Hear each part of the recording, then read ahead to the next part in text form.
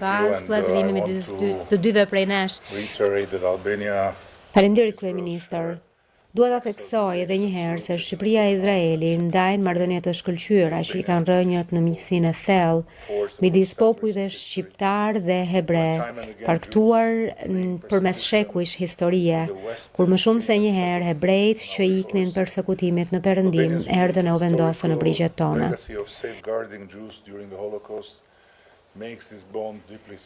Trashëgimia unike historike e Shqipërisë në mbrojtjen e hebrejve gjatë Holokaustit e bën këtë lidhje thellësisht të veçantë.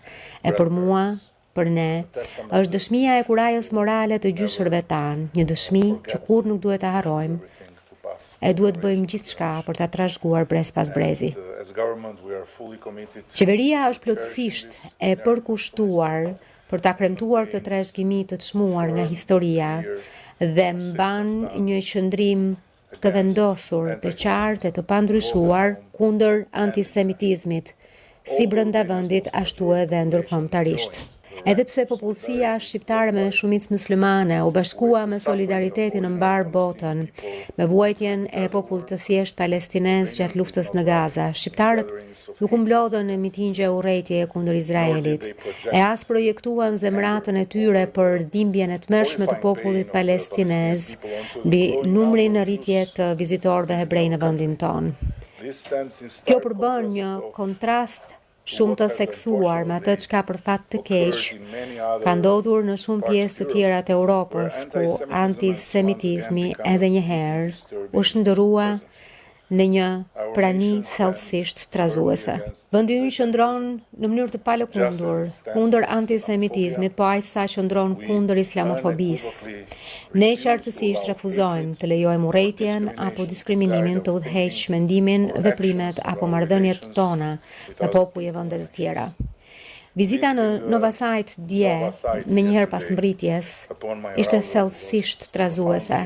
E megjithatë pata një ndjenjë lehtësimi moral kundrejt shpirtrave të atij vendi të dhimbshëm, duke e ditur që kur nuk I lam në baltë, qëndruam krah pengjeve dhe familjeve të tyre dhe kundër kasapëve neonazistë të Hamasit, veprimet e cilëve kanë sjell vuajtje të pa durueshme jo vetëm për izraelitët, por për një kohë shumë të gjatë edhe për motrat e vëllezërit tanë palestinez të dehumanizuar nga Hamasi deri në pikën e katandisjes në instrumente lufte, kthyer në një infrastrukturë mbrojtjeje prej mishje e gjaku, mish për zjarrin e terrorit.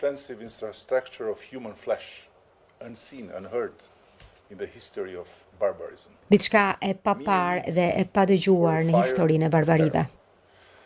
Shqipëria është e nderuar që bëhet pjesë e bordit të paqes themeluar nga presidenti Trump dhe e shoh këtë ftesë jo vetëm si një njohje, por edhe përgjegjësi morale. Ne do të vazhdojmë të mbështesim të gjitha përpjekjet për të fshir planin e paqes për Gazën të presidentit Trump dhe do të luajmë rolin ton brenda forcës ndërkombëtare për stabilizimin e Gazës. Me Izraelin ne vazhdojmë të thellojmë bashkëpunimin në fushën e mbrojtjes, sigurisë kibernetike e kundër terrorizmit. Kryeministër, më lejoni të shpreh edhe një herë mirënjohjen ton të thellë ndaj Izraelit për mbështetjen kritike gjatë sulmit kibernetik masiv të Iranit kundër Shqipërisë. Ashtu si Izraeli, Shqipëria nuk ka asnjë marrëdhënie diplomatike me Iranin, një vend I madh me civilizim të jashtëzakonshëm që është shndërruar në një ishull terri nga urrejtja e verbër kundër çdo drite. E ndërsa lutemi për shpirtrat e panumërt që kanë humbur ditët e fundit në zjarret e komeinizmit, mbajmë shpresë dhe bindje se ditët e vrasësve të Teheranit po vijnë drejt fundit. Nga ana tjetër, mirëpresim rritjen e tregtisë dhe të investimeve, mbështetur në ekspertizën teknologjike të Izraelit e sidomos marrëveshjet që po arrim ditë pas dite për të ndërtuar bashkërisht një prodhim të ri të mbrojtjes e sistemit ushtarak dhe fal partneritetit me Izraelin, por rikrijojmë kushtet për prodhimin Made in Albania të sistemeve të mbrojtjes që të shtrihet edhe jashtë vendit.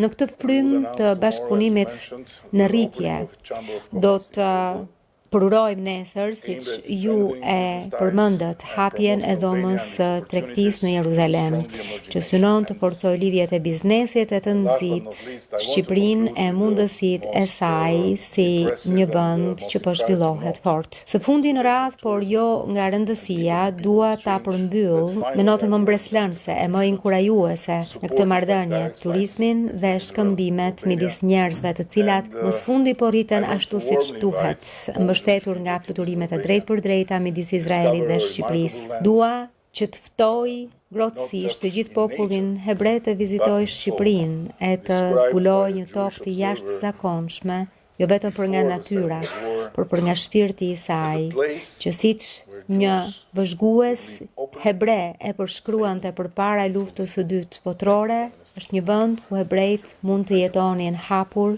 të sigurt dhe me dinjitet të plot. Faleminderit kryeministër. Faleminderit juve.